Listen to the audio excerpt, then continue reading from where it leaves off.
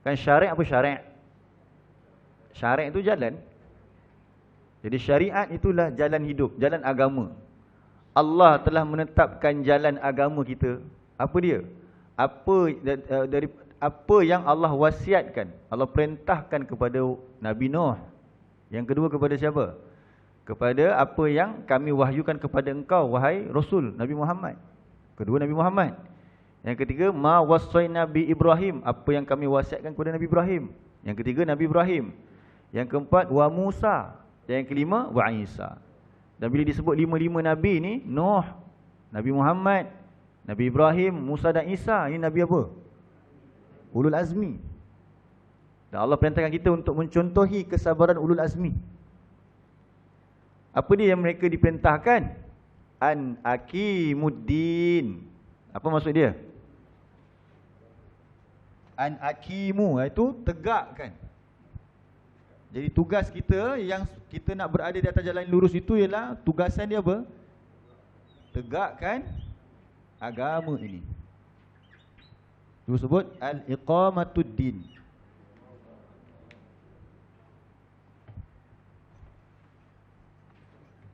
Tak ada al.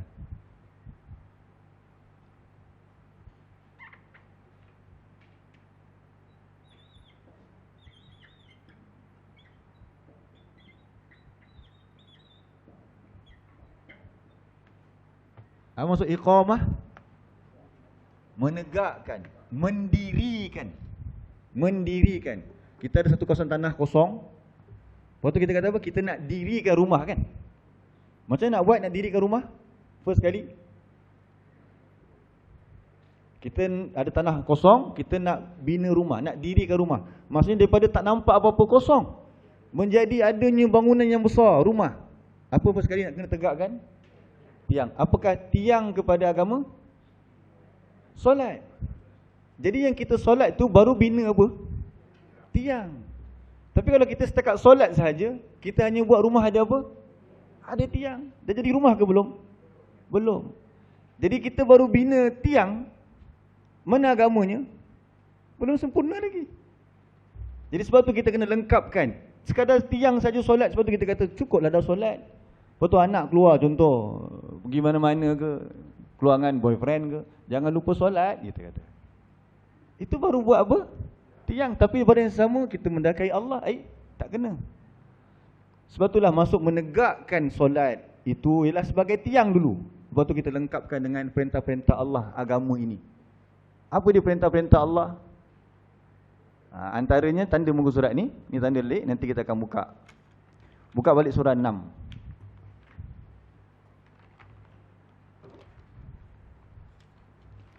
Buka surah 6.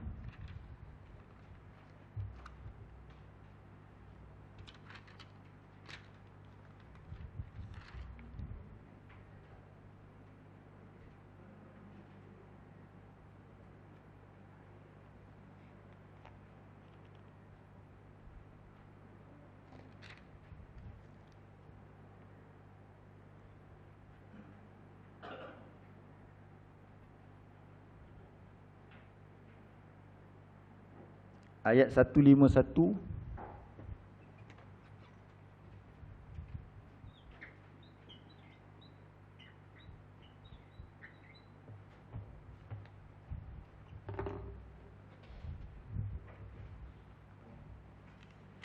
Ayat 151 surah 6, surat 148.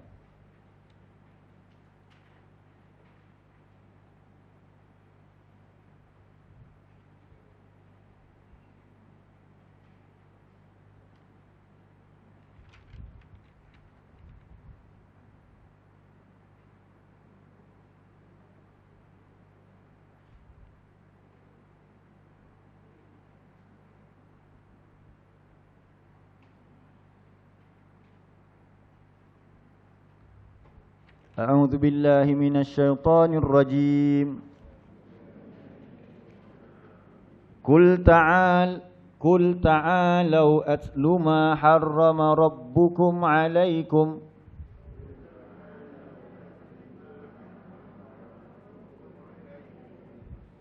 alla tusyriku bihi syai'a وبالوالدين إحسانا ولا تقتلوا أولادكم من إملاق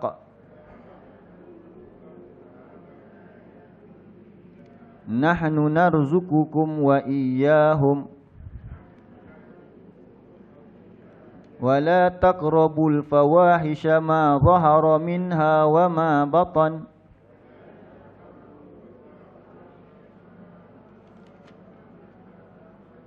ولا تقتلوا النفس التي حرم الله إلا بالحق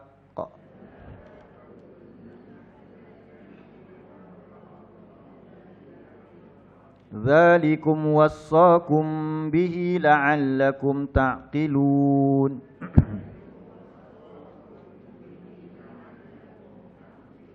Baik, tengok terjemahan Allah kata apa. Katakanlah wahai Rasul, marilah aku bacakan apa yang diharamkan Tuhanmu kepadamu.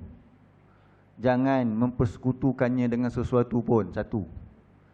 Kedua, berbuat baik kepada ibu bapa. Dua. Tiga, janganlah membunuh anak-anakmu kerana miskin.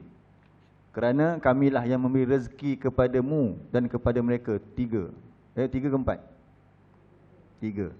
Empat, janganlah kamu mendekati perbuatan yang keji. Perbuatan keji ni antara contohnya apa yang Allah kata keji? Zina, rasuah. Sama ada yang terlihat maupun yang tersembunyi. Lima, janganlah kamu membunuh orang yang diharamkan Allah kecuali dengan alasan yang benar. Demikianlah dia memerintahkan kepadamu agar kamu mengerti. Baik, seterusnya. وَلَا تَقْرَبُوا مَالَ الْيَتِيمِ إِلَّا بِالَّتِي هِيَ أَحْسَنُ حَتَّى يَبْلُغَ أَشُدَّهُ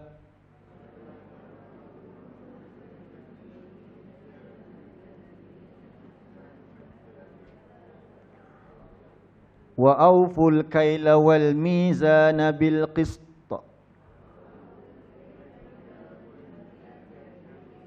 لا نكلف نفسا إلا وسعها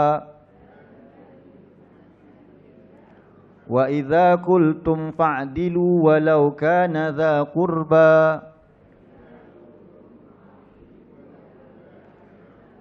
وبعهد الله أوفوا ذلكم وصاكم به لعلكم تذكرون.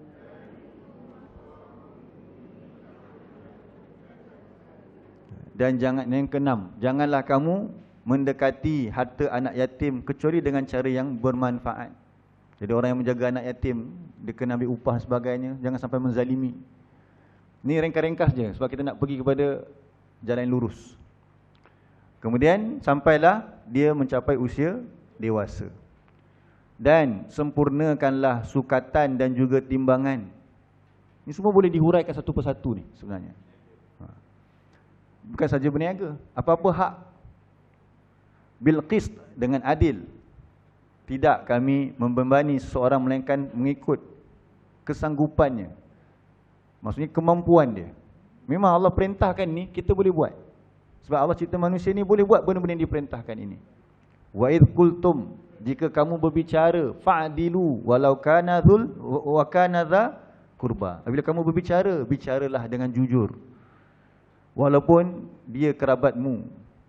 Wa bi ahdillahi aufu, dan terhadap janji Allah sempurnakanlah. Zalikum wassakum bihi la'allakum tadhakkarun. Demikian itulah Allah wasiatkan kamu dengannya supaya kamu mengambil pengajaran. 153 tu dia punya kesimpulan. Wa anna hadza sirati mustaqiman fattabi'uhu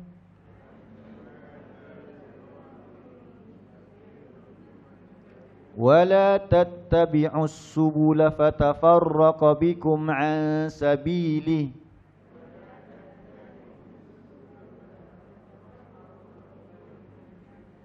ذَلِكُمْ وَصَّاكُمْ بِهِ لَعَلَّكُمْ تَتَّقُونَ.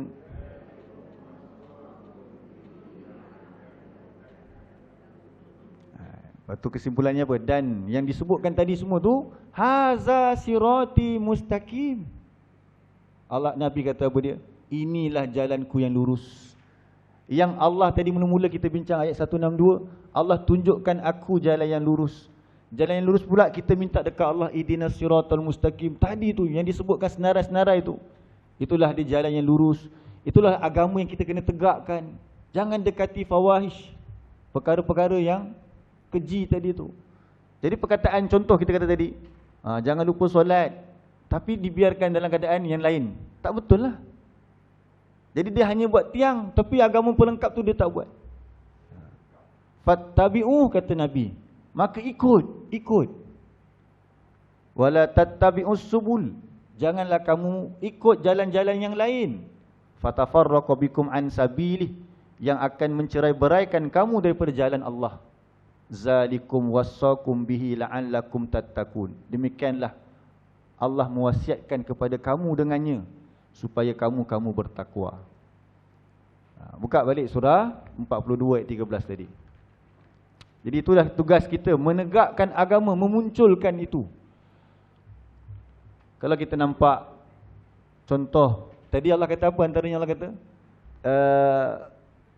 timbang ataupun sukat dengan adil. Walaupun kena bercakap jujur, walaupun dengan kerabat. Contohnya kaum muslimin, dia suka cakap macam ni. Contoh lah, dulu aku kalau kita beli dengan orang bukan Islam, Cina bukan Islam, tipu dia pun tak apa. Kan kita faham gitu. Alah tak apa, Cina dia kata. Tipu pun tak apa. Jadi sekarang yang buat tu orang Islam, yang buat tu kawan kita sendiri, yang buat tu mungkin anak kita. Allah kata suruh cakap apa tadi? Benar.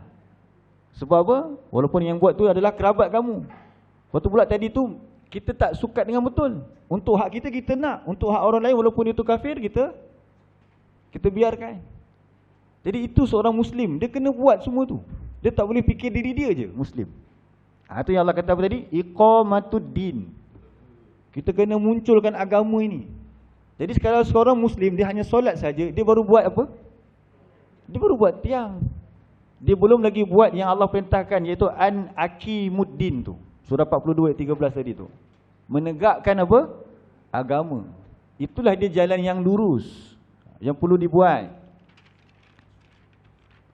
Lepas tu di hujung tu Allah kata apa? Wala tatafarraqu fi. Jangan kamu bercerai-berai tentangnya. Tak nak, saya nak solat je. Saya tak nak fikir yang lain-lain. Biarlah apa orang nak buat sana, nak buat sini, saya tak peduli. Tak boleh. Itu bukan Muslim. Muslim mesti orang lain selamat daripada tangan dia tu. Kalau kita biarkan orang lain binasa, itu bukan Muslim yang sebenar. Benda ini nak buat bukan mudah. Sebab tu memilih jalan untuk diri sendiri lagi senang, tak fikir orang lain. Tengok Allah kata apa dia? Siapa yang susah nak buat benda ni? Kabura 'alal musyrikin. Amatlah berat ke atas orang-orang musyrik. Musyrik tu terjemahan dia apa? Orang yang menyekutukan. Ma tad'uhum ilaih, apa yang kamu ajak mereka kepadanya. Nak buat agama ni bukan senang. Memanglah tak senang kepada siapa? Orang yang musyrik. Siapa orang musyrik?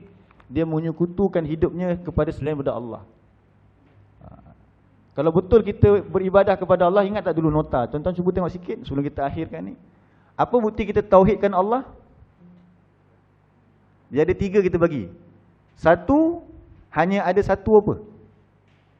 Cuba tengok tadabbur kita pasal iyyaka na'budu. Hanya kepada Engkau kami mengabdikan diri. Apa bukti kita kata kita mentauhidkan Allah? Sebab maksud ibadah ialah tauhidullah. Memiliki satu apa? Mula-mula sekali. Ada tak?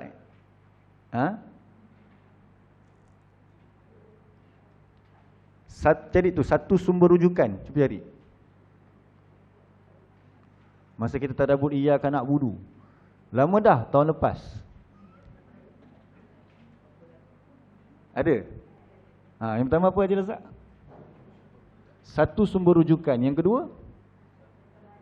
Satu contoh tauladan. Yang ketiga? Satu matlamat kehidupan, iaitu akhirat.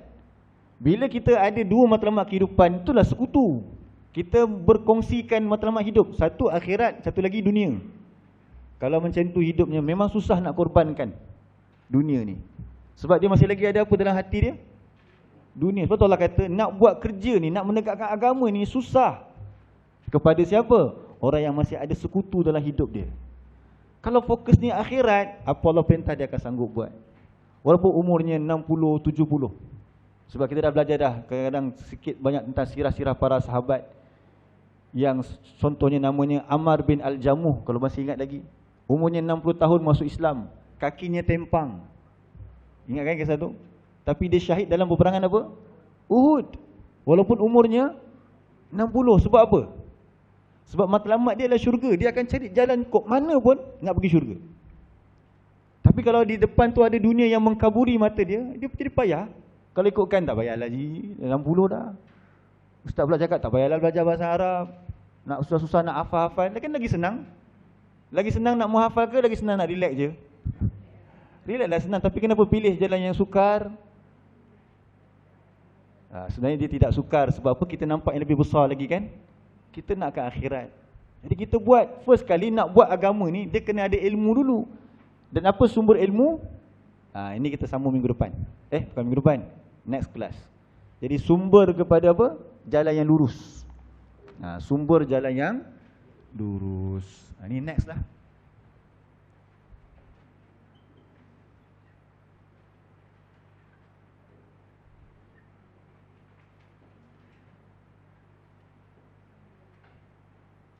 InsyaAllah tak sempat masa kita.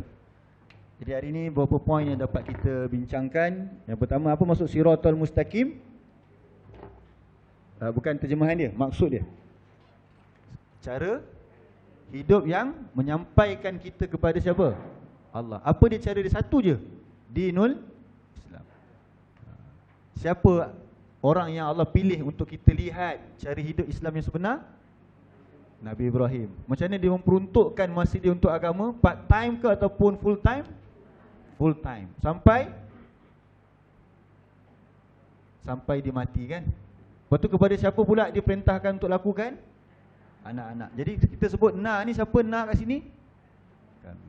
Siapa yang akan sambung kita punya dewan kuliah kita ni? Anak-anak kita pula. Siapa yang akan sambung untuk ajak orang belajar Quran? Siapa yang sambung untuk mencegah yang fawahish tadi tu? Siapa yang nak melakukan dengan adil? Anak cucu kita juga kita akan sambung. Itulah contoh yang kita dah tengok tadi. Abina Ibrahim. Okey, baik, kita berhenti dulu setakat ni lah. Jazakumullah khairan. Istislam. Istislam. Sama dengan maksud Islam lah. Iaitu penyerahan diri. Sikit lagi, apa maksud ihdi? Pertama, ilhamkan. Yang kedua, bimbing. Yang ketiga, berilah taufik. Dan yang keempat, tetapkan. InsyaAllah. Jadi saya catat dulu poin yang kita nak belajar 2 minggu lagi, iaitu satu, sumber jalan lurus. Yang kedua, ada lagi dua poin lagi kita nak bincangkan. Yang kedua ialah jenis petunjuk. Ini ada kaitan dengan poin nombor 1 tu lah. Baik, barakallahu fikum. Kita tangguhkan dengan tasbih kafarah. Subhanakallahumma wa bihamdika.